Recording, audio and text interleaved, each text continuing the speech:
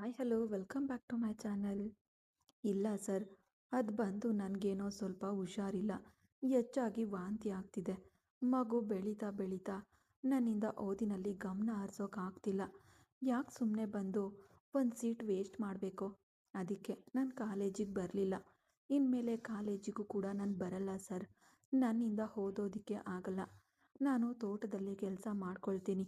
ಮಗು ಹುಟ್ಟಿದ್ರು ಮಗುವನ್ನು ಬಿಟ್ಟು ಹೇಗೆ ಕಾಲೇಜಿಗೆ ಬರಲು ಸಾಧ್ಯ ಹೇಳಿ ಎಂದು ಬೇರೆ ಏನೇನೋ ಹೇಳಿ ನಿಭಾಯಿಸ್ಬಿಟ್ಲು. ನಿನಗೆ ನಾನು ಸ್ವಲ್ಪ ಮಾತಾಡಬೇಕು, ನನ್ನ ಜೊತೆ ಹೊರಗೆ ಬರಲು ಸಾಧ್ಯವಾ ಎಂದ ಸುಭಾಷ್. ಸರ್, ಮನೆಯಲ್ಲಿ ಯಾರೂ ಇಲ್ಲ, ನೀವು ಇಲ್ಲೇ ಮಾತಾಡಿ ಎಂದಳು. ಅವನ ಮುಂದೆ ನಿಂತ್ಕೊಂಡೆ. ಇಲ್ಲಿದ್ಕೊಂಡು ನನ್ನಿಂದ ನಿನ್ನ ಹತ್ರ ಮಾತನಾಡಲು ಆಗಲ್ಲ ಕವಿತಾ. ನಿನ್ನನ್ನು ಒಂದು ಜಾಗಕ್ಕೆ ಕರ್ಕೊಂಡು ಹೋಗ್ತೀನಿ. ಅಲ್ಲಿದ್ಕೊಂಡು ನಿನ್ನ ಹತ್ರ ತುಂಬ ಮಾತಾಡಬೇಕು. ನಂಬಿಕೆ ಇದ್ದರೆ ನನ್ನ ಜೊತೆ ಬಾ, ಇಲ್ಲ ಅಂದರೆ ತೊಂದರೆ ಇಲ್ಲ, ನಾನು ಹೊರಡ್ತೀನಿ ಎಂದು ಎದ್ದ ಸುಭಾಷ್. ಸರ್, ಒಂದು ನಿಮಿಷ, ನಾನು ಬರ್ತೀನಿ ಎಂದವಳು ಈಗ ಬಾಗಿಲಿಗೆ ಬೀಗ ಹಾಕಿ ಕೀಲಿಯನ್ನು ಆ ಅಂಚಿನ ಸಂದಿಯಲ್ಲಿ ತೂರಿಸ್ಬಿಟ್ಟು ಅವನ ಜೊತೆ ಕಾರಿನಲ್ಲಿ ಹೇರಿದ್ಲು. ಸ್ವಲ್ಪ ದೂರ ಹೋದ ಸುಭಾಷ್ ಒಂದು ಹಳ್ಳಿಯ ಒಳಗೆ ಪ್ರವೇಶಿಸಿದ. ಅಲ್ಲಿರುವ ಒಂದು ತೋಟಕ್ಕೆ ಹೋಗಿ ಕಾರನ್ನು ನಿಲ್ಲಿಸಿದ. ಕಾರಿನಿಂದ ಕೆಳಗೆ ಇಳಿದಳು. ಅದು ಬಹಳ ದೊಡ್ಡ ತೋಟವೇ ಸರಿ. ತೆಂಗಿನ ಮರಗಳು, ಒಂದು ಕಡೆ ಬಾಳೆ ತೋಟ, ಇನ್ನೊಂದು ಕಡೆ ಅಲ್ಲಲ್ಲಿ ಸಾಕಷ್ಟು ತರಕಾರಿಗಳು ಎಂದು ತೋಟದಲ್ಲಿ ಇತ್ತು. ತುಂಬ ಜನ ಕೆಲಸ ಮಾಡ್ತಾ ಇದ್ರು. ಕಾರಿನಲ್ಲಿ ಇಟ್ಟಿದ್ದ ಗುಲಾಬಿ ಹೂವಿನ ಹಾರ ಹಾಗೂ ಗುಲಾಬಿ ಹೂವುಗಳನ್ನು ತೆಗೆದುಕೊಂಡ ಸುಭಾಷ್ ಈಗ ಕವಿತಾಳನ್ನ ನೋಡಿ ಬಾ ಎಂದು ಅವನು ಹೇಳ್ದ. ಅವನು ಹೋಗುವ ದಾರಿಯಲ್ಲೇ ಅವನ ಹಿಂದೆಯೇ ಅವಳು ಕೂಡ ಹೋದ್ಲು. ತೋಟದೊಳಗೆ ಸ್ವಲ್ಪ ದೂರದವರೆಗೆ ಹೋದ. ತೆಂಗಿನ ತೋಪಿನೊಳಗೆ ಒಂದು ಭಾಗದಲ್ಲಿ ಸುಂದರವಾದ ಚಿಕ್ಕ ಹಳದಿಯ ಮಂಟಪ ಹೊಂದಿತ್ತು. ಆ ಮಂಟಪದೊಳಗೆ ಕವಿತಾಳನ್ನ ಕರ್ಕೊಂಡು ಹೋದ. ಆ ಮಂಟಪದೊಳಗಿದ್ದಿದ್ದು ಒಂದು ಸಮಾಧಿ. ಅನು ಅವರ ಸುಂದರವಾದ ಫೋಟೋ ಮುದ್ರಿಸಲಾಗಿತ್ತು. ಮೇಲೆ ಅನು ಇದ್ಲು. ಹುಟ್ಟಿದ ವರ್ಷ, ಮರಣ ಹೊಂದಿದ ವರ್ಷ ಎಂದು ಅಕ್ಷರಗಳು ಬರೆಯಲ್ಪಟ್ಟಿತ್ತು. ಅನು ಎಂದು ಪ್ರತ್ಯೇಕವಾಗಿ ಬರೆದಿರಲಿಲ್ಲ. ಎಸ್ ಅನುಸೂಯ ಸುಭಾಷ್ ಎಂದು ಸೇರಿಸಿ ಬರೆಯಲಾಗಿತ್ತು. ಅದನ್ನು ನೋಡಿದ ತಕ್ಷಣವೇ ಅರ್ಥ ಮಾಡಿಕೊಂಡಳು. ಅನು ಬಗ್ಗೆಯೇ ಏನು ಹೇಳಬೇಕು ಬರ್ತಿದ್ದಾನೆ ಎಂದು. ಈಗ ಅವನು ತಂದಿದ್ದ ಗುಲಾಬಿ ಹೂವಿನ ಹಾರವನ್ನು ಆ ಸಮಾಧಿಗೆ ಹಾಕಿ ಸಾಕಷ್ಟು ಗುಲಾಬಿ ಹೂಗಳನ್ನು ಆ ಸಮಾಧಿಯ ಮೇಲೆ ಇಟ್ಟ. ಅವನಿಗೆ ನೇರವಾಗಿ ಆ ಸಮಾಧಿಯಲ್ಲಿ ಅಂಟಿಸಲಾಗಿದ್ದ ಅನುಳ ಅತಿ ದೊಡ್ಡ ಭಾವಚಿತ್ರವನ್ನು ನೋಡುತ್ತಲೇ ತನ್ನ ಕಥೆಯನ್ನು ಹೇಳಲು ಪ್ರಾರಂಭಿಸಿದ ಸುಭಾಷ್. Flash back. ಇವೆಲ್ಲವೂ ಕಾಲ್ಪನಿಕ. ಸುಭಾಷ್, ನೀನು ಮಾತ್ರ ಐ ಲವ್ ಯು ಅಂತ ಇವಾಗ ಹೇಳಲಿಲ್ಲ ಅಂದರೆ ಖಂಡಿತ ನಾನು ಮೇಲಿಂದ ಜಿಗಿದು ಬಿಡ್ತೀನಿ ಎಂದು 5 ಅಂತಸ್ತಿನ ಕಟ್ಟಡದ ಮೇಲೆ ನಿಂತು ಎಲ್ಲರನ್ನ ಎದುರಿಸುತ್ತಾ ನಿಂತಿದ್ಲು ಅನ್ಸೂಯ ಎನ್ನುವ ಅನು.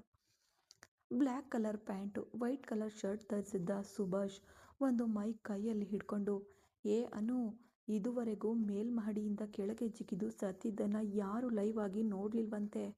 ಇಲ್ಲಿರೋರೆಲ್ಲರೂ ಮೆಡಿಕಲ್ ಕಾಲೇಜ್ ಸ್ಟೂಡೆಂಟ್ಸೇ. ಏನು ತೊಂದರೆ ಇಲ್ಲ, ನೀನು ಕೆಳಗೆ ಜಿಗಿ. ಏನೆಲ್ಲ ನಿನ್ನ ದೇಹದ ಒಳಗಡೆ ಇದೆ ಅಂತ ನಾವು ಇಲ್ಲೇ ನಿನ್ನನ್ನು ಕತ್ತರಿಸಿ ನೋಡಿ ಪಾಠ ಮಾಡ್ಕೊಳ್ತೀವಿ ಎಂದು ಅವನು ತಮಾಷೆಯಾಗಿ ಹೇಳ್ದ. ಲೇ, ನೀವೆಲ್ಲ ಒಂದು ಮನುಷ್ಯನೇನೋ? ನಿನ್ನನ್ನು ಪ್ರೀತಿಸಿ ಒಂದು ಹುಡುಗಿ ನಿನ್ನ ಪ್ರೀತಿಗಾಗಿ ಆತ್ಮಹತ್ಯೆ ಮಾಡ್ಕೊಳ್ತೀನಿ ಅಂತ ಹೇಳ್ತಿದ್ದಾಳೆ. ನೀನಂದರೆ ನಿನ್ನ ಸ್ಟೂಡೆಂಟ್ಗೆ ನನ್ನನ್ನು ಕತ್ತರಿಸಿ ತೋರಿಸ್ತೀನಿ ಅಂತ ಹೇಳ್ತಿದೆಯಲ್ಲೋ. ಇದಕ್ಕೆ ಕಣೋ ಒಬ್ಬ ಡಾಕ್ಟರ್, ಅದರಲ್ಲೂ ಒಬ್ಬ ಮೆಡಿಕಲ್ ಕಾಲೇಜ್ ಪ್ರೊಫೆಸರ್ನ ಲವ್ ಮಾಡಲೇಬಾರ್ದು ಎಂದು ಮೇಲಿಂದ ಚೀರುತ್ತಿದ್ದಳು ಅನು. ಏಯ್, ಸುಮ್ಮನೆ ಬಾಯಿ ಮಾತುಗಳನ್ನು ಆಡಬೇಡ.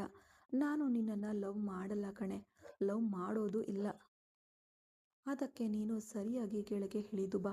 ಹಾಗೆ ಇಲ್ವಾ, ಮೇಲಿಂದ ಕೆಳಗೆ ಜಿಗಿ, ನಮಗೆ ಯಾವ ತೊಂದರೆಯೂ ಇಲ್ಲ ಎಂದು ಸುಭಾಷ್ ಹೇಳಲು ಆಗ ಪಕ್ಕದಲ್ಲಿದ್ದ ಅವನ ಗೆಳೆಯ ಶಶಿ, ಉಳಿದ ವಿದ್ಯಾರ್ಥಿಗಳು ಪ್ರತಿಯೊಬ್ಬರು, ಅಲ್ಲಿದ್ದ ಡಾಕ್ಟರ್ಸ್ ಪ್ರತಿಯೊಬ್ಬರು, ಸುಭಾಷ್ ಪ್ಲೀಸ್, ಆ ಹುಡುಗಿ ಹತ್ರ ಐ ಲವ್ ಯು ತಾನೆ, ಒಂದು ಮಾತು ಹೇಳಿ ಕೆಳಗೆ ಇಳಿದು ಬರಲಿ, ಆಮೇಲೆ ಮಾತನಾಡಿಕೊಳ್ಳೋಣ. ಆ ಹುಡುಗಿ ಇರೋ ವೇಗ ನೋಡಿದ್ರೆ ಖಂಡಿತ ಜಿಗಿದು ಬಿಡ್ತಾಳೆ. 3 ವರ್ಷದಿಂದ ನಿಮ್ಮ ಹಿಂದೆ ಹುಚ್ಚಿಯಂತೆ ಸುತ್ತುತ್ತಿದ್ದಾಳೆ. ವಿನಾಕಾರಣ ನೀವು ಆ ಹುಡುಗಿಯನ್ನು ಸಾಯಿಸಬೇಡಿ ಎಂದು ಆ ಕಾಲೇಜಿನ ಪ್ರಿನ್ಸಿಪಾಲ್ ಕೂಡ ಹೇಳಿದ್ರು.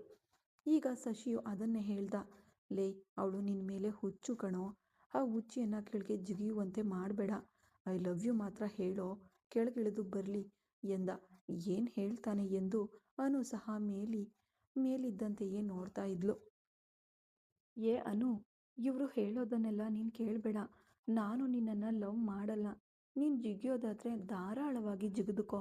ನನಗೆ ಬೇರೆ ಹಾಸ್ಪಿಟಲ್ಗೆ ಹೋಗೋಕೆ ಟೈಮ್ ಆಯಿತು, ಬೇಗ ಎಂದು ಸುಭಾಷ್ ಹೇಳಲು ಈಗ ಮೇಲಿಂದ ಕಣ್ಣುಗಳನ್ನು ಮುಚ್ಕೊಂಡು ಜಿಗಿದಳು ಅನು. ಸರಿಯಾಗಿ ಅವಳು ಮೇಲಿಂದ ಜಿಗಿಯುತ್ತಿದ್ದಂತೆ ಜೋರಾಗಿ ಶೀಟಿ ಹೊಡೆದ ಸುಭಾಷ್. ಮುಂದಿನ ಕ್ಷಣ ಅವಳು ಬಿದ್ದಿದ್ದು ಅವನ ಗೆಳೆಯರು ಹರಡಿ ಹಿಡಿದಿದ್ದ ಬಲೆಯಲ್ಲಿಯೇ. ಜಿಗಿಯುವಾಗಲೇ ನಮ್ಮ ಪ್ರಾಣ ಹೋಯಿತು ಎಂದುಕೊಂಡ ಅನು, ಇನ್ನು ಏನೂ ಆಗಲಿಲ್ವಲ್ಲ, ಬಹುಶಃ ಮೋಡದಲ್ಲಿ ತೇಲುತ್ತಿದ್ದನೇನೋ, ಅಷ್ಟರಲ್ಲೇ ನಾವು ಮೇಲ್ನೋಕಕ್ಕೆ ಹೋಗ್ಬಿಟ್ವೇನೋ ಎಂದು ಮೆಲ್ಲಗೆ ಕಣ್ಣು ತೆರೆದು ನೋಡಿದ್ಲು. ಅಲ್ಲಿ ಬಲೆಯಲ್ಲಿ ಬಿದ್ದಿದ್ಲು ಅನು. ಎಲ್ಲರೂ ಆಶ್ಚರ್ಯದಿಂದ ಸುಭಾಷ್ನನ್ನ ನೋಡಿದ್ರು. ಈಗ ಅವನು ನಗುತ್ತಾ ಅನುಳನ್ನ ನೋಡ್ದ. ವೇಗವಾಗಿ ಆ ಬಲೆಯಿಂದ ಎದ್ದು ಬಂದವಳು ಓಡಿ ಬಂದು ಸುಭಾಷ್ನನ್ನ ಬಿಗಿಯಾಗಿ ಅಪ್ಪಿಕೊಂಡಳು ಅನು. ಲೇ, ಕೊಂಚ ಸಮಯದಲ್ಲಿ ನನ್ನನ್ನು ಹೀಗೆ ಹಿಂಸೆ ಪಡಿಸ್ಬಿಟ್ಟೆ ಎಂದು ಅನು ಅವನನ್ನು ಅಪ್ಪಿಕೊಂಡಂತೆಯೇ ಅವನ ಎದೆಯ ಮೇಲೆ ಒರಗಿ ಅಳ್ತಾ ಇದ್ಲು. ಅವಳನ್ನು ಬಿಗಿಯಾಗಿ ಅಪ್ಪಿಕೊಂಡಿದ್ದವನು ಎಲ್ಲರಿಗೂ ಕೇಳಿಸುವಂತೆ ಜೋರಾಗಿ, ಹುಚ್ಚಿ, ನಿನಗಿಂತ ಹೆಚ್ಚಾಗಿ ನಾನು ನಿನ್ನನ್ನು ಲವ್ ಮಾಡ್ತಿದ್ದೀನಿ ಕಣೆ. ಆಮೇಲೆ ಹೇಗೆ ನಿನ್ನನ್ನು ಸಾಯೋಗಿ ಬಿಡ್ತೀನಿ ಹೇಳು. ನನ್ನ ಪ್ರೊಪೋಸಲ್ ತುಂಬ ಚೆನ್ನಾಗಿತ್ತು. ನಿನ್ನ ಪ್ರಪೋಸಲ್ ತುಂಬ ಚೆನ್ನಾಗಿತ್ತು. ನೀನು ಏನು ಮಾಡ್ತೀಯಾ ಅಂತ ನೋಡೋದಕ್ಕಾಗಿಯೇ ನಾನು ಸರಿ ಕೆಳಗೆ ಜಿಗಿದ್ಬಿಡು ಅಂತ ಹೇಳಿದೆ. ನನಗೆ ಗೊತ್ತು ನೀನು ಖಂಡಿತ ಜಿಗಿದು ಬಿಡ್ತೀಯಾ ಅಂತ. ಅದಕ್ಕೆ ನಾನು ಎಲ್ಲ ಮುನ್ನೆಚ್ಚರಿಕೆ ಏರ್ಪಾಡುಗಳನ್ನು ತಯಾರಾಗಿ ಮಾಡಿಟ್ಟಿದ್ದೆ. I love you Anu, I love you so much ಎಂದು ಅವಳನ್ನು ಅಪ್ಪಿಕೊಂಡಂತೆಯೇ ಎತ್ತಿ ತಿರುಗಿಸ್ತಿದ್ದ. ಅಲ್ಲಿದ್ದವರೆಲ್ಲರೂ ಶೀಟಿ ಹೊಡೆದು ಚಪ್ಪಾಳೆ ತಟ್ಟಿದ್ರು. Subhash neurosurgeon, Anu MBBS 5ನೇ ವರ್ಷದ ವಿದ್ಯಾರ್ಥಿನಿ. ಸುಭಾಷ್, ನಾನು ಎಷ್ಟು ಬಾರಿ ಪ್ರಪೋಸ್ ಮಾಡಿದ್ದೀನಿ, ಒಂದು ಬಾರಿ ನೀನು ಒಪ್ಪಿಕೊಳ್ಬಹುದಾಗಿತ್ತಲ್ವಾ, ಈಗ ನೋಡು ಎಂದು ಅವಳು ಮತ್ತೆ ಮಗುವಿನಂತೆ ಅಳ್ತಾ ಇದ್ಲು. ಅಲ್ಲಿ ಸಾಕಷ್ಟು ಬಲೂನ್ಗಳು ಹಾರಿದವು. ಮೇಲೆ ನೋಡು ಅನು ಎಂದು ಸುಭಾಷ್ ಹೇಳ್ದ. ಹಾರ್ಟ್ ಆಕಾರದಲ್ಲಿ ಅತಿ ದೊಡ್ಡ ಬಲೂನ್ ಒಂದರಲ್ಲಿ ಅನು ಐ ಲವ್ ಯು ಎಂದು ಸುಂದರವಾಗಿ ಬರೆದು ಹಾರಾಡ್ತಿತ್ತು. ಅವನ ಪ್ರೀತಿಯನ್ನ ಪ್ರತಿಯೊಬ್ಬರು ಕೊಂಡಾಡಿದ್ರು. ಅದಕ್ಕೆ ಕಾರಣ ಅನು ಆ ಕಾಲೇಜಿಗೆ ಸೇರಿದ 2ನೇ ವರ್ಷದಿಂದಲೇ ಸುಭಾಷ್ನನ್ನ ಪ್ರೀತಿಸಲು ಪ್ರಾರಂಭಿಸಿದ್ಲು. ಅವಳು ಹಲವು ಬಾರಿ ಅವನಿಗೆ ಪ್ರಪೋಸ್ ಮಾಡಿದ್ದಾಳೆ. ತನ್ನ ಪ್ರೊಫೆಸರ್ ಎಂಬುದನ್ನು ಮರೆತು ಅವಳು ಪ್ರಿಯಕರ ಎಂಬ ಹಕ್ಕಿನಲ್ಲೇ ಹೆಚ್ಚಿನ ಬಾರಿ ಅವನೊಂದಿಗೆ ಮಾತನಾಡಿದ್ದಾಳೆ. ಆದರೆ ಸುಭಾಷ್ ತನ್ನ ವಿದ್ಯಾರ್ಥಿನಿ ಎಂಬ ಆಲೋಚನೆಯಲ್ಲಿ ಕೆಲವು ವರ್ಷಗಳು ಅವಳನ್ನು ನಿರ್ಲಕ್ಷಿಸಿದರೂ ಒಂದು ಹಂತದಲ್ಲಿ ಅವಳ ಪ್ರೀತಿ ಅವಳ ಆಳ ಮನಸ್ಸನ್ನು ತಟ್ಟಿತು. ಕಳೆದ 2 ವರ್ಷಗಳಿಂದ ಅವಳನ್ನು ಸುಭಾಷ್ ಕೂಡ ಮಿತಿಯಿಲ್ಲದೆ ಪ್ರೀತಿಸುತ್ತಿದ್ದಾನೆ. ಅವಳ ಓದು ಮುಗಿಯದೆ ಹೇಳ್ಬಾರ್ದು, ಅದಕ್ಕಾಗಿಯೇ ಕಾಯ್ತಾ ಇದ್ದ. ಕಾಲೇಜು ಓದು ಮುಗಿಯಿತು. ನಾಳೆ ಪದವಿ ಪ್ರದಾನ ಸಮಾರಂಭ ಎಂಬ ಸ್ಥಿತಿಯಲ್ಲಿದ್ದಾಗ ಸುಭಾಷ್ನನ್ನ ಬದಲಾಯಿಸಲು ಸಾಧ್ಯವಿಲ್ಲ ಎಂದುಕೊಂಡ ಅನು ಇಂದು ತನ್ನ ಪ್ರಾಣವನ್ನೇ ನೀಡಲು ತೊಡಗಿ 5ನೇ ಮಹಡಿಯಿಂದ ಜಿಗಿದು ಬಿಟ್ಟಿದ್ಲು. I love you Anu, I love you so much ಎಂದವನು ಈಗ ಅವಳನ್ನು ಕೈಗಳಲ್ಲಿ ಎತ್ಕೊಂಡು ತನ್ನ ಕಾರಿನಲ್ಲಿ ಕೂರಿಸಿ ಆ ಕ್ಷಣದಲ್ಲೇ ಅವಳನ್ನು ತನ್ನ ಮನೆಗೆ ಕರ್ಕೊಂಡು ಹೋದ. ಸುಭಾಷ್, ನನಗೆ ಭಯವಾಗ್ತಿದೆ. ನಿಮ್ಮಪ್ಪ ನಮ್ಮ ಪ್ರೀತಿಗೆ ಒಪ್ಕೋತಾರಾ? ನೀನು ನನಗೆ ಪ್ರಪೋಸ್ ಮಾಡಿದ ಮರುಕ್ಷಣವೇ ನಿಮ್ಮ ಮನೆಗೆ ಕರ್ಕೊಂಡು ಹೋಗ್ತಿದೀಯಾ ಎಂದು ಕೇಳಿದ್ಲು ಅನು.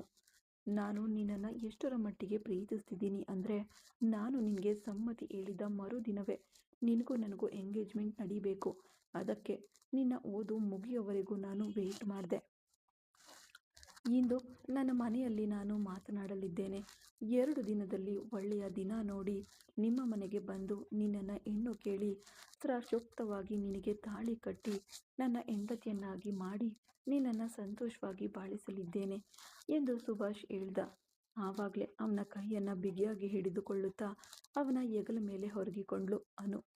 ಅದನ್ನು ರಸವತ್ತವಾಗಿ ಅನುಭವಿಸುತ್ತಲೇ ತನ್ನ ಮನೆಗೆ ಹೋದ ಸುಭಾಷ್ನ ಕಾರು ಬಂದು ನಿಂತು ಅದರಿಂದ ಇಳಿದ ಸುಭಾಷ್ನನ್ನ ನೋಡಿದ ವಿಶ್ವನಾಥ್ ಕೋಪದಿಂದ ನಿಂತಿದ್ರು. ಮೆಡಿಕಲ್ ಕಾಲೇಜಿನಲ್ಲಿ ನಡೆದ ವಿಷಯ ಫೇಸ್ಬುಕ್ ಮುಂತಾದ ಹಲವು ಸಾಮಾಜಿಕ ಜಾಲತಾಣಗಳಲ್ಲಿ ಹರಡಿತ್ತು. ತಮ್ಮ ಕೋಪ ತುಂಬಿದ ಕಣ್ಣುಗಳಿಂದ ಸುಭಾಷ್ನನ್ನ ಸುಟ್ಟು ಹಾಕುವಂತೆ ನೋಡ್ತಾ ಇದ್ರು. ಅವರ ಕೋಪವನ್ನು ನೋಡಿದ ಅನು ಈಗ ಎದುರಿ ಹೋಗಿ ಸುಭಾಷ್ನ ಹಿಂದೆ ಮರೆಯಾಗಿ ಅವನ ಕೈಯನ್ನು ಹಿಡಿದುಕೊಳ್ಳುತ್ತಾ ಸುಭಾಷ್ನ ಬೆನ್ನ ಹಿಂದೆ ಹೋಗಿ ಅಡಗಿ ನಿಂತಳು. ಮನೆಯೊಳಗಿನಿಂದ ಶಾರದಾ ಕೂಡ ಈಗ ಹೊರಗೆ ಬಂದ್ರು. ತಮ್ಮ ಗಂಡನ ಕೋಪವನ್ನ ನೋಡಿ ಅವರಿಗೂ ಕೂಡ ಭಯವಾಯಿತು. ಏನ್ರಿ, ಸುಭಾಷ್ನ ಒಳಗಡೆ ಕರೀರಿ, ಆ ಹುಡುಗಿಯನ್ನ ಒಳಗೆ ಕರೀರಿ ಎಂದು ಮೆಲ್ಲಗೆ ತಮ್ಮ ಗಂಡನಲ್ಲಿ ಹೇಳಿದ್ರು ಶಾರದಾ. ಶಾರದಾ, ಈ ಜಾಗದಲ್ಲಿ ನೀನು ಏನು ಮಾತಾಡಬಾರ್ದು, ಹೊಳಗೋಗು ಎಂದು ಅವರು ಕೋಪದಿಂದ ಹೇಳಿದ ತಕ್ಷಣ ಆ ಕ್ಷಣವೇ ಕಣ್ಣುಗಳು ತುಂಬಿ ಬರಲು ತಮ್ಮ ಮಗನನ್ನ ನೋಡು ಹೋಗಲು ಮನಸ್ಸಿಲ್ಲದೆ ಲೇಸಾಗಿ ಕಣ್ಣುಗಳಿಂದಲೇ ಗೋಗರೆಯುತ್ತಾ, ಹೇಗಾದ್ರೂ ಮಾಡಿ ಸಮಾಧಾನ ಪಡಿಸೋ ಮಗನೇ ಎನ್ನುವಂತೆ ಕಣ್ಣಲ್ಲೇ ಸನ್ನೆ ಮಾಡಿ ಅವರು ಒಳಗೆ ಹೊರಟೋದ್ರು. ಅಪ್ಪ, ಅದು ಬಂದು ಅನು ಎಂದು ಅವನು ಹೇಳುವುದಕ್ಕಿಂತ ಮುಂಚೆಯೇ ವಿಶ್ವನಾಥ್ ಈಗ ಕೋಪದಿಂದ, ನಿಲ್ಸು ಸುಭಾಷ್, ನಮ್ಮ ಕುಟುಂಬದ ಮಾನವನ್ನ ಹರಾಜಾಕ್ಬಿಟ್ಟೆ ಎಂದು ಅವರು ಕೋಪದಿಂದ ಕೂಗಾಡಿದ್ರು. ಅಲ್ಲೇ ಕೆಲಸ ಮಾಡುತ್ತಿದ್ದವರೆಲ್ಲರೂ ಆ ಜಾಗದಲ್ಲಿ ಸೇರಿಬಿಟ್ರು. ಅಪ್ಪ ಪ್ಲೀಸ್ ಅರ್ಥ ಮಾಡ್ಕೊಳ್ಳಿ, ನಾನು ಅನು ಇಬ್ಬರು ಒಬ್ಬರನ್ನೊಬ್ಬರ ಪ್ರೀತಿಸುತ್ತಿದ್ದೇವೆ. ಅವಳಿಲ್ಲದೆ ನನ್ನಿಂದ ಬಾಳಲು ಸಾಧ್ಯವಿಲ್ಲ. ಇಷ್ಟೊಂದು ದಿನ ತಾಳ್ಮೆಯಿಂದಲೇ ಇದ್ದೆ. ಇವತ್ತು ಅವಳ ಬಳಿ ಸಮ್ಮತಿ ಪಡೆದ ತಕ್ಷಣ ನಿಮ್ಮನ್ನು ನೋಡಲು ಕರ್ಕೊಂಡು ಬಂದಿದ್ದೇನೆ. ನಿಮ್ಮ ಮೇಲಿರುವ ನಂಬಿಕೆಯಿಂದ ಅಪ್ಪ. ನಾನು ನಿಮ್ಮನ್ನು ಮೀರಿ ಇದುವರೆಗೆ ಏನನ್ನ ಮಾಡಿಲ್ಲ. ಎಲ್ಲವೂ ನಿಮ್ಮ ಇಷ್ಟದಂತೆಯೇ ನಡೆದಿದೆ. ಆದರೆ ಮದುವೆ ನನ್ನ ಇಷ್ಟದಂತೆ ನಡಿಬೇಕು ಅಪ್ಪ. ನನಗೆ ಅನುನೇ ಹೆಂಡತಿ, ಅದರಲ್ಲಿ ಯಾವುದೇ ಬದಲಾವಣೆ ಇಲ್ಲ. ನೀವು ದೊಡ್ಡ ಮನಸ್ಸು ಮಾಡಿ ನಮ್ಮ ಮದುವೆಯನ್ನು ನಡೆಸ್ಕೊಡಿ ಎಂದ ಸುಭಾಷ್. ಆ ಹುಡುಗಿ ಯಾವ ಜಾತಿ ಎಂದರು ವಿಶ್ವನಾಥ್. ಏನಪ್ಪ ಇದು, ಜಾತಿ ಬಗ್ಗೆ ಎಲ್ಲ ಮಾತಾಡ್ತಿದ್ದೀರಾ ಎಂದ. ಲೇಯ್, ನಿನಗೆ ಪ್ರೀತಿ ಕಣ್ಣನ್ನು ಮುಚ್ಚಿಬಿಟ್ಟಿದೆ, ಅದಕ್ಕೆ ನಿನಗೆ ಇದು ದೊಡ್ಡದಾಗಿ ಕಾಣಿಸ್ತಿಲ್ಲ. ಆದರೆ ಜಾತಿ ನನ್ನ ರಕ್ತದಲ್ಲೇ ನೆನೆದಿರುವುದು. ಈ ವಂಶದಲ್ಲಿ ಹುಟ್ಟಿ ನೀನು ಬೇರೆ ಜಾತಿಯ ಹುಡುಗಿಯನ್ನ ಮದುವೆ ಆಗುವುದಕ್ಕೆ ನಾನು ಒಪ್ಪೋದಿಲ್ಲ. ಆಮೇಲೆ ನಮ್ಮ ದಾಯಾದಿಗಳೆಲ್ಲ ಏನೆಂದುಕೊಳ್ತಾರೆ? ನೆಂಟರಿಷ್ಟರ ಯಾರ ಮುಖದಲ್ಲೂ ಮುಖವಿಟ್ಟು ನೋಡಲು ಸಾಧ್ಯವಿಲ್ಲ ನನಗೆ. ಜಾತಿಯ ಆದ್ಯತೆ ಕೊಡುವವನು ಈ ವಿಶ್ವನಾಥ್. ಹಾಗಿರುವಾಗ ಬೇರೆ ಜಾತಿಯ ಹುಡುಗಿಯನ್ನ ನನ್ನಿಂದ ಸೊಸೆಯಾಗಿ ಸ್ವೀಕರಿಸಲು ಸಾಧ್ಯವಿಲ್ಲ ಎಂದು ಖಡಾಖಂಡಿತವಾಗಿ ಹೇಳಿಬಿಟ್ರು. ಜಾತಿ ಜಾತಿ ಅಂತ ಹುಚ್ಚು ಹಿಡಿದವರಂತೆ ಮಾತನಾಡ್ತಿದ್ದೀರಲ್ಲ ಅಪ್ಪ. ಆಮೇಲೆ ನನ್ನನ್ನು ಯಾವುದಕ್ಕಾಗಿ ಡಾಕ್ಟರ್ ಮಾಡಿದ್ರಿ? ನಮ್ಮ ಜಾತಿಯ ಪಾರ್ಟಿಗೆ ಅಧ್ಯಕ್ಷನಾಗಿ ಮಾಡ್ಬೋದಿತ್ತಲ್ಲ. ನಾನು ಜಾತಿ ಜಾತಿ ಅಂತ ಬಾವುಟ ಹಿಡ್ಕೊಂಡಿರ್ತಿದ್ದೆ ಅಲ್ವಾ? ಡಾಕ್ಟರ್ಗಳಿಗೆ ಎಲ್ಲರೂ ಒಂದೇ, ಎಲ್ಲರ ದೇಹದಲ್ಲೂ ಹರಿಯುವ ರಕ್ತ ಕೂಡ ಒಂದೇ, ಎಲ್ಲರಿಗೂ ಒಂದೇ ರೀತಿಯ ಹೃದಯ ಬಡಿದುಕೊಳ್ತಿದೆ ಅಪ್ಪ. ಜಾತಿಗೆ ತಕ್ಕಂತೆ ಹೃದಯದ ಬಡಿತ ವ್ಯತ್ಯಾಸವಾಗೋದಿಲ್ಲ. ಎಲ್ಲರ ದೇಹದಲ್ಲೂ ರಕ್ತ ಕೆಂಪು ಬಣ್ಣವೇ. ನೀವೇನೇನೋ ಜಾತಿ ಜಾತಿ ಅಂತ ಮಾತನಾಡ್ತಿದ್ದೀರಲ್ಲ. ಇಲ್ಲಿ ನೋಡಿ, ಜಾತಿಗೆ ಮುಖ್ಯತ್ವ ನೀವು ಕೊಡಿ, ನನ್ನಿಂದ ಕೊಡಲು ಸಾಧ್ಯವಿಲ್ಲ. ಅನು ನನ್ನ ಹೆಂಡತಿ, ಅದರಲ್ಲಿ ಯಾವುದೇ ಬದಲಾವಣೆ ಇಲ್ಲ. ನಿಮಗೆ ಜಾತಿ ಮುಖ್ಯ, ಗೌರವ ಮುಖ್ಯ ಅಂತ ಅನ್ಸಿದ್ರೆ ನಾನು ಅನುಳನ್ನು ನಾಳೆನೇ ರಿಜಿಸ್ಟರ್ ಮದುವೆ ಮಾಡ್ಕೊಳ್ತೀನಿ, ಅದರಲ್ಲಿ ಯಾವುದೇ ಸಂಶಯವಿಲ್ಲ ಎಂದವನು. ಅನು, ನೀನು ಯಾವುದನ್ನು ಮನಸ್ಸಿಗೆ ಹಾಕಿಕೊಂಡು ಗೊಂದಲಕ್ಕೊಳಗಾಗಬೇಡ. ನಮ್ಮ ಮದುವೆ ಖಂಡಿತ ನಡೆಯುತ್ತದೆ. ಇಲ್ಲ ಸುಭಾಷ್, ಪ್ರೀತಿಗೆ ಎರಡು ಮನಸ್ಸುಗಳು ಸಾಕು. ಆದರೆ ಮದುವೆಗೆ ಖಂಡಿತವಾಗಿಯೂ ಎರಡು ಕುಟುಂಬಗಳು ಒಂದಾಗಬೇಕು. ಬೇರೆ ಏನೇ ಸಮಸ್ಯೆ ಬಂದರೂ ನನ್ನಿಂದ ಬದಲಾಯಿಸಿಕೊಳ್ಳಲು ಸಾಧ್ಯ. ಆದರೆ ಜಾತಿ ಸಮಸ್ಯೆ ಎಂದಾಗ ಹೇಗೆ ಜಾತಿಯನ್ನು ಬದಲಾಯಿಸಿಕೊಳ್ಳಲು ಸಾಧ್ಯ? ಹಿರಿಯರ ಸಮ್ಮತಿ ಇಲ್ಲದೆ ನಾವು ಮದುವೆ ಆದರೆ ಖಂಡಿತವಾಗಿಯೂ ಚೆನ್ನಾಗಿ ಬಾಳಲು ಸಾಧ್ಯವಿಲ್ಲ. ಸ್ವಲ್ಪ ದಿನ ತಾಳ್ಮೆಯಿಂದ ಇರೋಣ. ಖಂಡಿತ ಅವರ ಮನಸ್ಸು ಬದಲಾಗುತ್ತೆ. ಅದಾದ ನಂತರ ಅವರ ಸಮ್ಮತಿಯೊಂದಿಗೆ ನಾವು ಮದುವೆ ಆಗೋಣ ಎಂದಳು ಅನು. ಚೆನ್ನಾಗೇ ಮಾತನಾಡ್ತೀಯ ಕಣೆ. ನೀನು ಆ ರಾಮಚಂದ್ರನ್ ಮಗಳಲ್ವಾ? ನಿನ್ನ ಅಪ್ಪ ಕೂಡ ಒಬ್ಬ ಡಾಕ್ಟರ್. ನಿನ್ನನ್ನು ಡಾಕ್ಟರ್ಗೆ ಓದಿಸಿದ್ದಾನೆ. ನೀನು ನೋಡಿದ್ರೆ ನನ್ನ ಮಗನನ್ನು ಬುಟ್ಟಿಗೆ ಹಾಕೊಂಡು ನನ್ನ ಮನೆಗೆ ಸೊಸೆಯಾಗಿ ಬರಬಹುದು ಎಂದು ಕನಸು ಕಾಣ್ತಾ ಇದೀಯಾ? ಇವತ್ತಲ್ಲ, ಎಂದಿಗೂ ನನ್ನ ಜಾತಿಯನ್ನು ನನ್ನಿಂದ ಬಿಟ್ಟು ಕೊಡಲು ಸಾಧ್ಯವಿಲ್ಲ. ಇಲ್ಲಿಂದ ಹೊರಡು ಎಂದು ವಿಶ್ವನಾಥ್ ಕೋಪದಿಂದ ಹೇಳಿದ್ರು. ಅನು ಅವನನ್ನು ನೋಡಿ ಮೆಲ್ಲಗೆ ತಲೆಯಾಡಿಸಿ ಅಲ್ಲಿಂದ ಹೊರಟಳು. ಅಪ್ಪ, ಏನು ಮಾತಾಡ್ತಿದ್ದೀರಾ? ಜಾತಿ ಜಾತಿ ಅಂತ ಯಾವುದಕ್ಕಾಗಿ ನನ್ನ ಜೀವನವನ್ನು ಹಾಳು ಮಾಡಲು ನೋಡ್ತಿದ್ದೀರಾ? ನಿಮ್ಮ ಜಾತಿಯನ್ನು ನೀವೇ ಕಟ್ಕೊಂಡಿರಿ. ನನಗೆ ಅದರಲ್ಲಿ ಯಾವುದೇ ತೊಂದರೆ ಇಲ್ಲ. ನಿಮ್ಮ ಮನಸ್ಸು ಎಂದಿಗೂ ಬದಲಾಗೋದಿಲ್ಲ. ನಾನು ಇನ್ಮೇಲೆ ಈ ಮನೆಯಲ್ಲಿಯೂ ಇರಲು ಹೋಗೋದಿಲ್ಲ. ಈಗಲೇ ಈ ಮನೆ ಬಿಟ್ಟು ಹೋಗುತ್ತೇನೆ ಎಂದವನು ಆ ಕ್ಷಣವೇ ಅಲ್ಲಿಂದ ತನ್ನ ಬೈಕ್ ತೆಗೆದುಕೊಂಡು ಹೊರಟನು. ಸ್ವಲ್ಪ ದೂರದಲ್ಲಿ ಅಳುತ್ತಲೇ ನಡ್ಕೊಂಡು ಹೋಗ್ತಿದ್ಲು ಅನು. ಈಗ ಅವಳ ಮುಂದೆ ಹೋಗಿ ತನ್ನ ಬೈಕ್ ನಿಲ್ಲಿಸಿದನು ಸುಭಾಷ್. ಯಾವಾಗಲೂ ಕಾರಿನಲ್ಲೇ ಮೆಡಿಕಲ್ ಕಾಲೇಜ್ ಆಸ್ಪತ್ರೆಗೆ ಎಂದು ಹೋಗುತ್ತಿದ್ದವನು ಈ ಬಾರಿ ಕಾರನ್ನು ಬಿಟ್ಟು ಬೈಕಿನಲ್ಲೇ ಹೋಗಿದ್ದನು. ಅನು, ನಾನು ನಿನ್ನ ಹತ್ರ ಮಾತಾಡಬೇಕು, ಬೈಕ್ ಹತ್ತು ಎಂದು ಹೇಳ್ದ. ಈಗ ಅನು ಕೂಡ ಬೈಕ್ ಹತ್ಕೊಂಡ್ಲು. ಸ್ವಲ್ಪ ದೂರ ಹೋದವನು ಅಲ್ಲೊಂದು ದೇವಾಲಯವಿತ್ತು. ಆ ದೇವಾಲಯಕ್ಕೆ ಅವಳನ್ನು ಕರ್ಕೊಂಡು ಹೋದವನು ಅಲ್ಲಿ ಕುಳಿತು, ಅಪ್ಪ ಹೇಳಿದ್ದನ್ನು ಮನಸ್ಸಿಗೆ ಹಾಕಿಕೊಳ್ಬೇಡ, ಅವರಿಗೆ ಒಂದೇ ಮಗ ನಾನು. ಈಗ ಕೋಪದಲ್ಲಿ ಮಾತಾಡ್ತಾರೆ, ಶೀಘ್ರದಲ್ಲೇ ಅವರೇ ಖಂಡಿತ ಮನಸ್ಸು ಬದಲಾಯಿಸ್ಕೊಳ್ತಾರೆ ಅನು. ಅದಕ್ಕಾಗಿ ನೀನು ಅದನ್ನೆಲ್ಲ ದೊಡ್ಡದಾಗಿ ತೆಗೆದುಕೊಳ್ಬೇಡ ಎಂದ. ಸುಭಾಷ್, ನನಗೆ ಯಾವುದೂ ಗೊತ್ತಿಲ್ಲ. ನಿನ್ನನ್ನು ಬಿಟ್ಟು ಈ ಭೂಮಿಯಲ್ಲಿ ನನಗೆ ಯಾವುದೂ ಇಲ್ಲ. ನೀನಿಲ್ಲದೆ ಜೀವನ ನನಗೆ ನರಕದಂತೆ. ನಿನಗೂ ನನಗೂ ಖಂಡಿತ ಮದುವೆ ಆಗುತ್ತದೆ ಎಂಬ ನಂಬಿಕೆಯಲ್ಲಿ ಈಗ ನಾನು ಮನೆಗೆ ಹೋಗ್ತಿದ್ದೇನೆ. ಹೇಗಾದರೂ ಮಾಡಿ ನಿಮ್ಮಪ್ಪನ ಹತ್ರ ಮಾತಾಡಿ ಅವರ ಸಮ್ಮತಿ ಪಡಿ. ಅವರ ಸಮ್ಮತಿಯೊಂದಿಗೆ ನಾವು ಮದುವೆ ಆಗೋಣ ಎಂದಳು ಅನು. ನಾನು ಹಾಗೆಯೇ ಅಂದುಕೊಳ್ಳುತ್ತಿದ್ದೇನೆ ಅನು. ನನ್ನಪ್ಪ ಬದಲಾಗ್ತಾರೆ ಎಂದು ಸ್ವಲ್ಪ ನಂಬಿಕೆ ಇದೆ. ಒಂದು ವೇಳೆ ಅವರು ಬದಲಾಗದಿದ್ದರೆ ನಿನಗೂ ನನಗೂ ಖಂಡಿತ ರಿಜಿಸ್ಟರ್ ಮದುವೆ ನಡೆಯುತ್ತದೆ ಎಂದ ಸುಭಾಷ್. ಸುಭಾಷ್, ಪ್ಲೀಸ್, ಮರಳಿ ಮರಳಿ ನಾವು ಪ್ರತ್ಯೇಕವಾಗಿ ಮದುವೆ ಆಗೋಣ ಎಂದು ಮಾತಾಡಬೇಡ. ನಮಗೆ ಕುಟುಂಬ ಬೇಕು. ನಾನು 3 ವರ್ಷದಿಂದ ನಿಮ್ಮನ್ನು ಪ್ರಾಣಕ್ಕಿಂತ ಹೆಚ್ಚಾಗಿ ಪ್ರೀತಿಸುತ್ತಿದ್ದೇನೆ. ನನ್ನಿಂದಲೇ ನೀವಿಲ್ಲದಿದ್ದರೆ ಸತ್ತು ಹೋಗುತ್ತೇನೆ ಎಂಬ ಪರಿಸ್ಥಿತಿಯಲ್ಲಿದ್ದೇನೆ. ಅವರು ನಿಮ್ಮನ್ನು ಹೆತ್ತವರು, ಅದು ಒಬ್ಬನೇ ಮಗ ಎಂದು ಮುದ್ದು ಮಾಡಿ ನೀವು ಆಸೆ ಪಟ್ಟಿದ್ದನ್ನೆಲ್ಲ ಮಾಡಿದ್ದಾರೆ. ಏಕಾಏಕಿ ಅವರನ್ನು ತೊರೆದು ನೀವು ನನ್ನ ಕುತ್ತಿಗೆಗೆ ತಾಳಿ ಕಟ್ಟಿದ್ರೆ ಅಂದು ಅವರ ಮನಸ್ಸಿಗೆ ನೋವುಂಟು ಮಾಡುತ್ತದೆ. ಎಂದಿಗೂ ಹೆತ್ತವರ ಮನಸ್ಸನ್ನು ನೋಯಿಸಿ ನಾವು ಚೆನ್ನಾಗಿರಲು ಸಾಧ್ಯವಿಲ್ಲ. 1 ವರ್ಷವಲ್ಲ, 10 ವರ್ಷಗಳಾದರೂ ನಾನು ಕಾಯುತ್ತೇನೆ. ಯಾಕಂದರೆ ನಿಮ್ಮ ಮನಸ್ಸಿನಲ್ಲಿ ನಾನಿದ್ದೇನೆ. ನನಗೆ ಅದು ಸಾಕು. ಅವರು ಸಮ್ಮತಿಸಲಿ. ಎಷ್ಟು ವರ್ಷಗಳಾದರೂ ಅವರ ಸಮ್ಮತಿ ಇಲ್ಲದೆ ನಮ್ಮ ಮದುವೆ ನಡೆಯೋದಿಲ್ಲ ಸುಭಾಷ್ ಎಂದು ಖಡಾಖಂಡಿತವಾಗಿ ಹೇಳಿಬಿಟ್ಲು ಅನು. ಈಗ ತನ್ನ ಕೈಗಳಿಂದ ಅವಳ ಕೆನ್ನೆಯನ್ನು ಹಿಡಿದವನು ಅವಳ ಮುಖವನ್ನು ನೋಡಿ, ಇಂಥ ಹುಡುಗಿ ಸೊಸೆಯಾಗಿ ಸಿಗಲು ನನ್ನ ಅಪ್ಪ ಅಮ್ಮ ಪುಣ್ಯ ಮಾಡಿರಬೇಕು. ನಿನ್ನಂಥವಳು ಹೆಂಡತಿಯಾಗಿ ಸಿಕ್ಕರೆ 1 ಜನ್ಮವಲ್ಲ 100 ಜನ್ಮ ನಾನು ಸಂತೋಷವಾಗಿರುತ್ತೇನೆ. ಆದರೆ ನಿನಗೋಸ್ಕರ ನಾನು ಕಾಯುತ್ತೇನೆ. ಕಷ್ಟಪಟ್ಟಾದರೂ ನನ್ನ ಅಪ್ಪನನ್ನು ಸಮ್ಮತಿಸುವಂತೆ ಮಾಡಿ ಎಲ್ಲರ ಸಮ್ಮತಿಯೊಂದಿಗೆ ನಿನಗೆ ಖಂಡಿತ ತಾಳಿ ಕಟ್ಟುತ್ತೇನೆ ಎಂದು ಅವಳ ಹಣೆಗೆ ಮುತ್ತಿಟ್ಟನು. ಸರಿ ಬಾ, ನಿನ್ನನ್ನು ಮನೆಯಲ್ಲಿ ಡ್ರಾಪ್ ಮಾಡ್ತೀನಿ ಎಂದು ಅವಳ ಮನೆಯಲ್ಲಿ ಕೊಂಡೊಯ್ದು ಬಿಟ್ಟನು. ಅಲ್ಲಿ ಅವಳ ಅಪ್ಪ ಕೂಡ ಕೋಪದಲ್ಲಿದ್ದರು. ಆದರೆ ಸುಭಾಷ್ ಅವರನ್ನು ಸುಲಭವಾಗಿ ಸಮಾಧಾನ ಪಡಿಸ್ಬಿಟ್ಟನು. ಸರಿಯಪ್ಪ, ಆದರೂ ಅಪ್ಪನಿಗೆ ಜಾತಿಯ ಮೇಲೆ ತುಂಬ ಪ್ರೀತಿ ಇದೆ. ಅದ್ರ ಬಗ್ಗೆ ಯೋಚಿಸಿದ್ರೆ ನನಗೆ ಭಯವಾಗುತ್ತಿದೆ ಎಂದು ರಾಮಚಂದ್ರನ್ ಹೇಳಿದ್ರು. ಅಂಕಲ್, ಅದನ್ನೆಲ್ಲ ಅಪ್ಪ ನನಗೋಸ್ಕರ ಒಪ್ಪಿಕೊಳ್ತಾರೆ. ನೀವು ಧೈರ್ಯವಾಗಿರಿ ಎಂದು ಹೇಳಿ ಮನೆಗೆ ಹೋದನು ಸುಭಾಷ್. ಅಂದು ರಾತ್ರಿ ವಿಶ್ವನಾಥ್ ಸುಭಾಷ್ ಜೊತೆ ಏನೂ ಮಾತಾಡಲಿಲ್ಲ. ಮರುದಿನ ಪದವಿ ಪ್ರದಾನ ಸಮಾರಂಭ ವೈಭವದಿಂದ ನಡೆದು ಮುಗಿತು. ಅನುಳನ್ನು ಸ್ವಲ್ಪ ಸಮಯ ಭೇಟಿಯಾಗಿ ಮಾತನಾಡಿ ಸುಭಾಷ್ ಮನೆಗೆ ಬಂದನು. ಅಂದು ರಾತ್ರಿ ಇಡೀ ವಾಗ್ದಾಳಿಗಳು, ವಿವಾದಗಳು ಹೆಚ್ಚಾಗಿಯೇ ಇದ್ದವು. ಮರುದಿನ ಬೆಳಿಗ್ಗೆ ಸುಭಾಷ್ ಮೆಡಿಕಲ್ ಕಾಲೇಜಿಗೆ ಹೊರಟನು. ಸುಭಾಷ್, ಇವತ್ತು ನಮ್ಮ ಕುಲದೇವರ ದೇವಸ್ಥಾನಕ್ಕೆ ಹೋಗಬೇಕು. ಅದಕ್ಕಾಗಿ ನೀನು ಕಾಲೇಜ್ಗೆ ರಜೆ ಹಾಕು ಎಂದರು ವಿಶ್ವನಾಥನ್. ಅಪ್ಪ, ದಿಢೀರನೆ ಹೇಳಿದ್ರೆ ಹೇಗೆ ರಜೆ ಹಾಕೋದು? ನನ್ನ ಕ್ಲಾಸ್ ಅಟೆಂಡ್ ಮಾಡಲು ಬೇರೆ ಪ್ರೊಫೆಸರ್ ಅರೇಂಜ್ ಮಾಡಬೇಕು ಎಂದ. ಅದನ್ನೆಲ್ಲ ನಾನು ಆಲ್ರೆಡಿ ಅರೇಂಜ್ ಮಾಡಿದ್ದೀನಿ.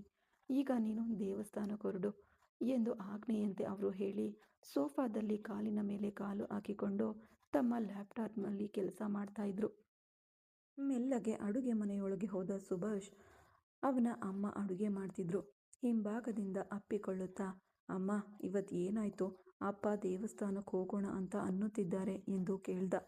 ಸುಭಾಷ್, ನೆನ್ನೆ ನೈಟ್ ಅಪ್ಪನ ಹತ್ರ ನಿನ್ನ ಮದುವೆ ಬಗ್ಗೆ ಮಾತಾಡಿದೆ. ಬಹುಶಃ ಆ ವಿಷಯವಾಗೇನಾದರೂ ನಿರ್ಧಾರ ತೆಗೆದುಕೊಂಡಿರಬಹುದು. ದೇವಸ್ಥಾನಕ್ಕೆ ಹೋಗಿ ದೇವರಿಗೆ ಪೂಜೆ ಸಲ್ಲಿಸಿ ನಿನ್ನ ಹತ್ರ ಹೇಳೋಣ ಅಂದುಕೊಂಡಿದ್ದಾರೇನೋ ಎಂದು ಹೇಳಿದ್ರು ಶಾರದಾ. ಅಮ್ಮ, ಅನು ನನಗೆ ಪ್ರಾಣ. ಅವಳಿಲ್ಲದೆ ನನ್ನಿಂದ ಬಾಳಲು ಸಾಧ್ಯವಿಲ್ಲ. ಅಪ್ಪನ ಹತ್ರ ನಾನು ಎಷ್ಟೇ ಮಾತಾಡಿದ್ರೂ ಅವರು ಒಪ್ಪೋದಿಲ್ಲ. ನೀವೇ ಹೇಗಾದರೂ ಮಾಡಿ ಅವರನ್ನು ಒಪ್ಪಿಸಿ ನನಗೆ ಮದುವೆ ಮಾಡಿಸ್ಬೇಕು ಅಮ್ಮ ಎಂದು ನಗುತ್ತಾ, ಲೇ ಮಗನೇ, ನನ್ನ ಹತ್ರನೇ ನೀನು ಕೆಲಸ ತೋರಿಸ್ತಿದೀಯಾ? ನನಗೆ ರೇಗಿಸ್ತೀಯಾ ನೋಡು ಎಂದು ಲೇಸಾಗಿ ಅವನ ಕೆನ್ನೆಗೆ ಹಿಂಭಾಗದಿಂದ ಕೈ ಇಟ್ಟು ತಟ್ಟಿ, ನನ್ನ ಚೆಲುವ, ಡಾರ್ಲಿಂಗ್ ಕುಟ್ಟಿ, ನನ್ನ ಅಮ್ಮು ಕುಟ್ಟಿ, ಹೇಗಾದರೂ ಮಾಡಿ ನಿಮ್ಮ ಲವ್ವರ್ ಹತ್ರ ಮಾತಾಡಿ ನನ್ನ ಲವ್ವರ್ ಜೊತೆ ನನ್ನ ಸೇರಿಸುವುದು ನಿಮ್ಮ ಜವಾಬ್ದಾರಿ ಎಂದು ತನ್ನ ಅಮ್ಮನನ್ನು ಅಪ್ಪಿಕೊಂಡೇ ಮುದ್ದಾಡುತ್ತಿದ್ದನು ಸುಭಾಷ್. ಆಗ ಒಳಗೆ ಬಂದ ವಿಶ್ವನಾಥ್ ಮೆಲ್ಲಗೆ ಗಂಟಲು ಕೆರೆದು ತಾನು ಬಂದಿರುವುದನ್ನು ತಿಳಿಸಿದ್ರು. ಆಗ ಅವನು ಅಮ್ಮನನ್ನು ಬಿಟ್ಟು ದೂರ ನಿಂತು ಅವರನ್ನು ನೋಡಿದನು. ನಾವು ದೇವಸ್ಥಾನಕ್ಕೆ ಹೋಗುತ್ತಿರುವುದು ನಿನ್ನ ಮದುವೆ ವಿಷಯವಾಗಿ ನಿರ್ಧಾರ ತೆಗೆದುಕೊಂಡಿದ್ದೇನೆ, ಅದಕ್ಕಾಗಿಯೇ ಎಂದವರು. ಶಾರದಾ, ಇಲ್ಲಿ ಅಡುಗೆ ಕೆಲಸ ಇನ್ನೂ ಎಷ್ಟು ಹೊತ್ತು ನೋಡ್ತಿರ್ತೀಯ? ಒಲೆ ಆಫ್ ಮಾಡಿ ತಕ್ಷಣ ಹೊರಡು, ನಾವು ದೇವಸ್ಥಾನಕ್ಕೆ ಹೋಗಬೇಕು ಎಂದು ಹೇಳಿದ್ರು. ಮುಂದುವರಿಯುವುದು ಮುಂದಿನ ಭಾಗದಲ್ಲಿ. ಕತೆ ಇಷ್ಟ ಆದರೆ ಲೈಕ್ ಮಾಡಿ, ಕಮೆಂಟ್ ಮಾಡಿ, ಹಾಗೆ ಸಪೋರ್ಟ್ ಮಾಡ್ತಾ ಇರಿ. Thank you.